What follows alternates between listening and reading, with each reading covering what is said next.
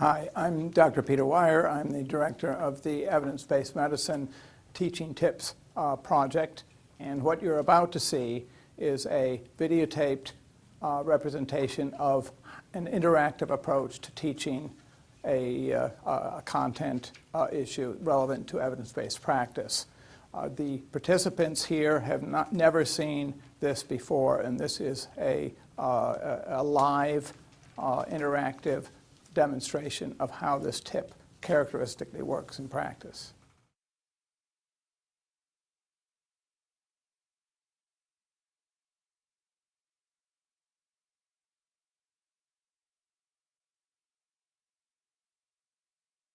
So we've decided that what we're going to do is try to understand odds ratios versus relative risk, when you should use odds ratios, relative risk, why do people use one or the other, what's the significance.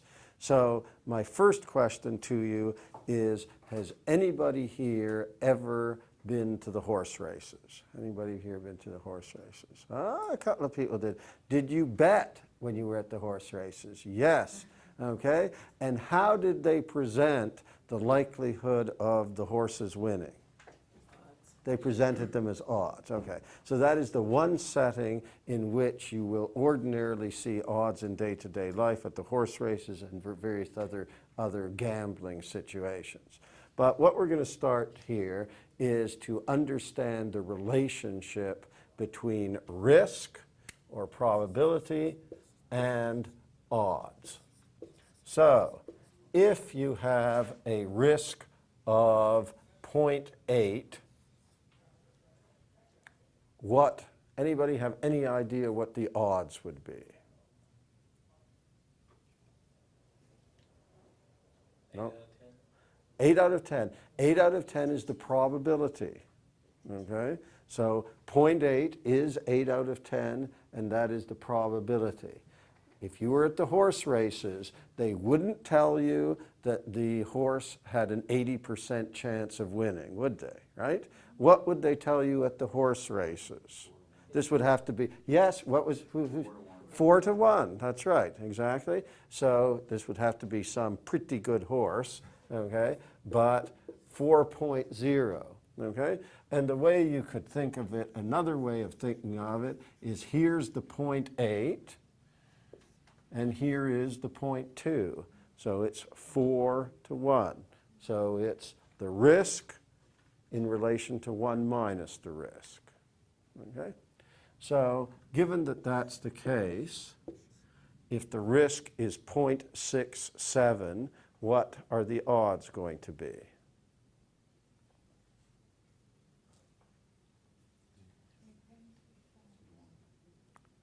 2 to 1, is that right? No? What do you think? 3 to 1. Okay? So it's 0.67 in relation to 1 minus 0.67, which is 0.33. What's 0.67 versus 0.33? Is 0.67 twice as big as 0.33, or is it 3 times as big as? Sorry? 2 to 1. Right, okay. So the odds is 2, and we have 0.67 to 0.33. Okay? 0.5.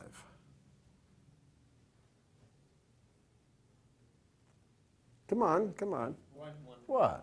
Okay, so that's pretty easy. 1 to 1. 0.4.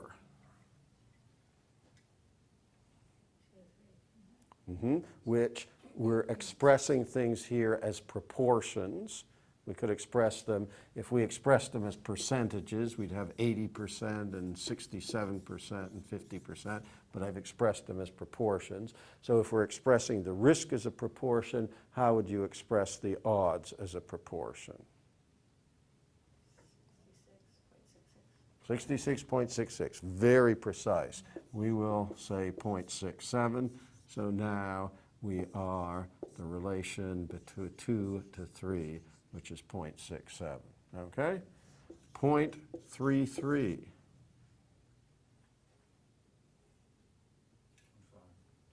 Everybody agree? 0.5? Okay, that looks good. 0.5, so we have as 1 is to 2. 0.25. Yes? 0.25 is the risk. The odds is going to be the same.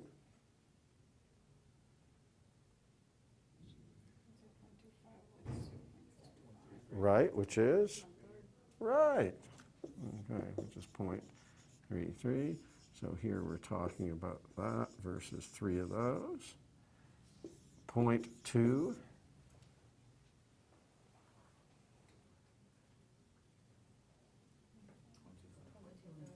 0.25, yeah, 0.25. So we have the relationship of 1 to 4. And I will tell you that 0.1 of a risk is 0.11 as an odds. Okay, now, does anybody see a pattern in these results?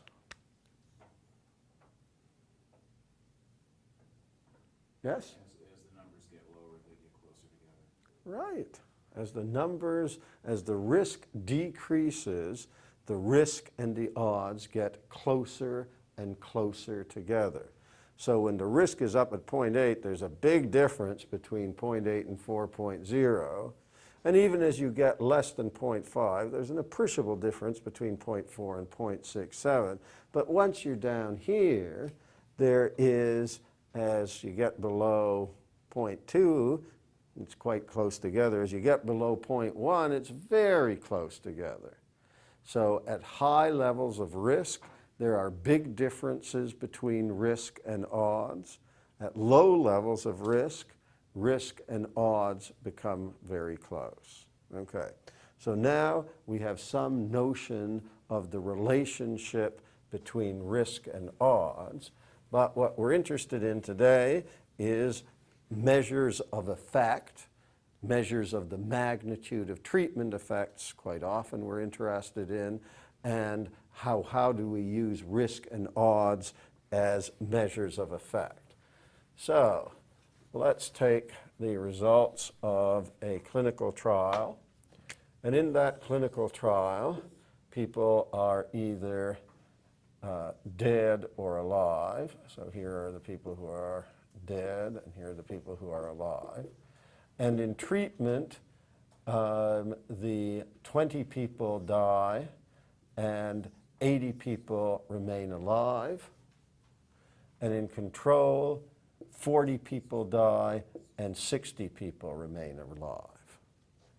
Okay? So, in the treatment group, what is the risk of dying? 20 out of 100, which is 0.2, or this time, just for variety, I'm not going to use the proportion, I'm going to use the percent. So that's 20%. Okay, so 0.2 as a proportion is 20%. And in the control group, what is their risk of dying? 40%. Good. So what is the relation, the relative risk, or the ratio between the risk of dying in the treatment group and the risk of dying in the control group? 50%. Okay? So that is 50% is the ratio of the two risks. Now, what is the odds of dying in the treatment group?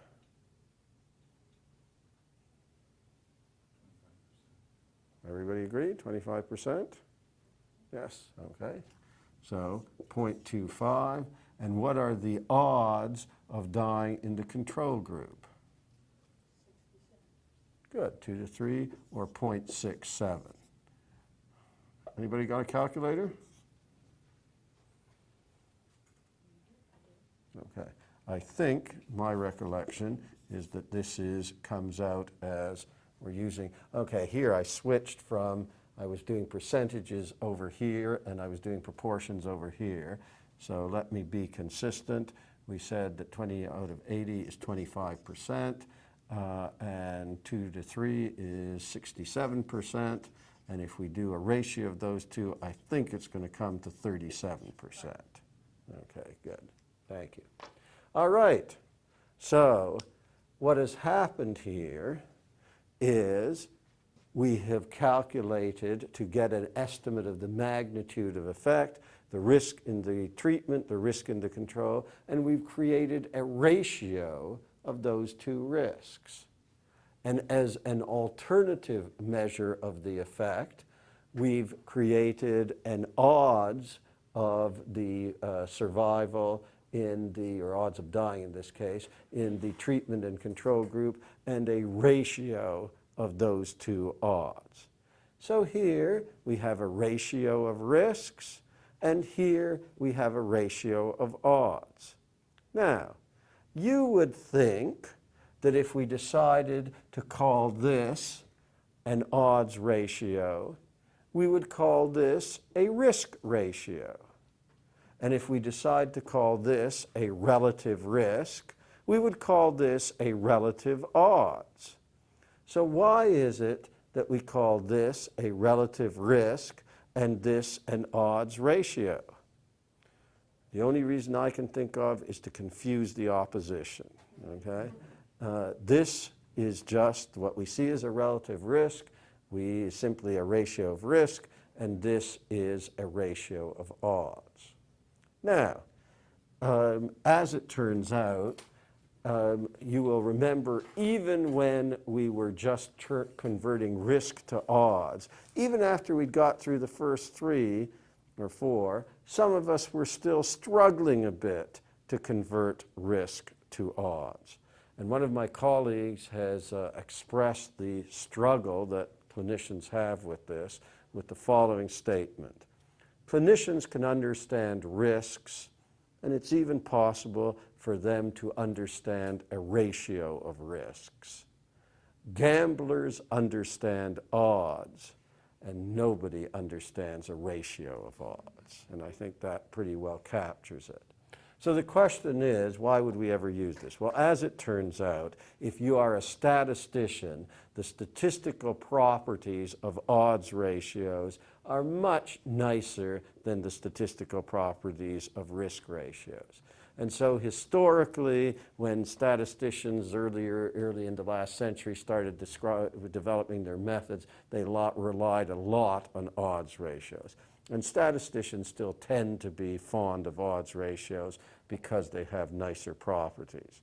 However, as soon as you get clinicians into the picture and they don't understand what an odds ratio is until you take them through an exercise like this, and its risk ratios are much more intuitive, we've tried to use risk ratios much more. So, for instance, randomized trials tend to report in risk ratios now, and if you look a decade ago, systematic reviews and meta-analyses tend to report as odds ratios. More and more they're reporting as risk ratios, which I think is highly suitable for their audience. There's one situation so for randomized trials, for meta-analyses of randomized trials, you can choose either effect measure. Anybody know a situation in which there's one type of study design in which you're stuck with odds ratios? Yes. Case control studies. Yeah, case control studies, you are stuck with odds ratios. Anywhere else, you can choose your effect measure, a risk ratio or an odds ratio. Now, given what we've been through, if you are thinking yourself or teaching your colleagues, and you see an odds ratio, the easiest thing to do is just pretend you got a risk ratio, because that's what you'll think about, that's what you will intuitively see. Now, under what circumstances is treating an odds ratio like a risk ratio going to be just fine and not particularly misleading? And under what circumstances might treating an odds ratio as if it were a risk ratio be misleading? Going to need adequate sample size, because as you showed before, they approximate each other when the odds of the event is low. So The risk Why is a high sample size going to help me not to be misled by an odds ratio? It may help if the events occur more often. So if big sample size and the events occur frequently, I'm going to be okay? Everybody agree with that? No, that's going to mislead you. You think if the events occur frequently, it's going to mislead you. Why is In that? terms of confusing risk and odds, as opposed to if the events are low, then they should approximate each other. Okay. So here in this situation, here this would end up as a 50% relative risk reduction. This is a 63% odds reduction, relative odds reduction. Difference between 50 and 63%, enough to be misleading? Maybe. This happened because of two reasons. Number one, as you say, the control event rate was relatively large, 40%. So when you get up to event rates of 40%, then the gradient between odds and risk gets substantial, and you start to see relatively large gradients between the risk ratio and the odds ratio. So low event rates, we're going to be okay because risk and odds approximate each other.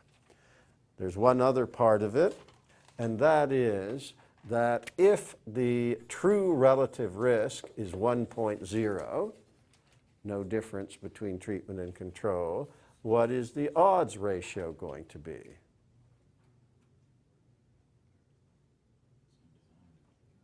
Sorry? Not risk and odds.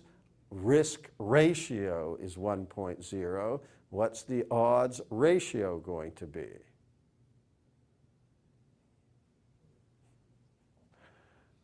The risk ratio will be 1 if I have 20 and 80 here and 20 and 80 here. Right? The risk in the treatment is the same as the risk in control. That's how we get a relative risk of 1. What is the odds ratio going to be in this situation? 1, right? It's risk on treatment, risk and control. If they're the same, they're 1, and the same thing is going to happen in the odds ratio. So no matter what my event rate is, even if I have a very high event rate, the odds and the risk will be different, but the ratio of the odds and the risk will always be 1.0. So when the effect is small, then the odds ratio and risk ratio will tend to be closer together. So the reason we got a substantial gradient here was twofold. Number one, we had a high baseline risk. And secondly, we had quite a substantial treatment effect, a 50% reduction in risk, 50% relative risk reduction, and turns out to be a 63% relative odds reduction. Okay?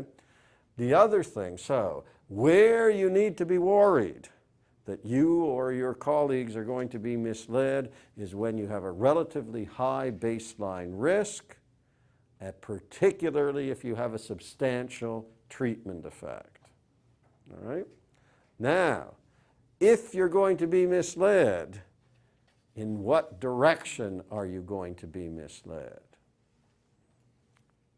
Does this tell you anything about the direction you're going to be misled?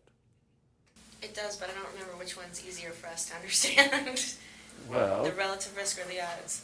well, the relative risk is much easier for you to understand, and so when you do it, you know, here we think easily in probabilities, the event rate is cut in half, right?